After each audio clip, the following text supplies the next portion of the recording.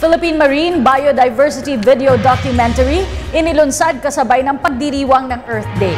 Narito ang ulat ni Sweden Velado. Pinangunahan ni Senador Loren Legarda, Chair of the Senate Committee on Environment and Natural Resources, ang paglulunsad ng Philippine Marine Biodiversity Video Documentary sa Museum of the Filipino People bilang bahagi ng pagdiriwang ng Earth Day ngayong araw.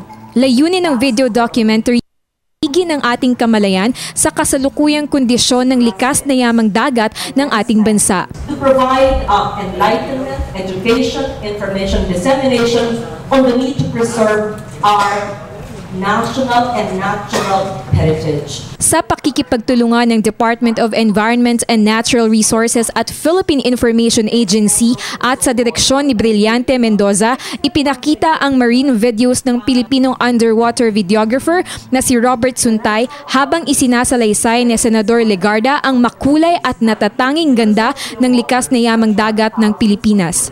Sa nasabing dokumentaryo, ipinakita rin kung paano nakakaapekto sa ating marine life ang lumalalang climate change, polusyon at iba't ibang uri ng iligal na pangingisda tulad ng dynamite fishing. Kaugnay niyan, sinabi ng senador na makikipag-ugnayan ang kanyang komite sa Department of Education at Commission on para maipamahagi ang kopya ng 8-minute video documentary sa mga paaralan at universidad sa bansa bago matapos ang taon. We will donate to the DepEd for all the DepEd elementary and high schools, to the CHED for all the more than 100 state universities and colleges. Dagdag pa ni Legarda, ang Philippine Marine Biodiversity Documentary ay isa lamang sa mga proyekto ng kanyang komite. Apart from marine, we're going to do terrestrial, our forests as well.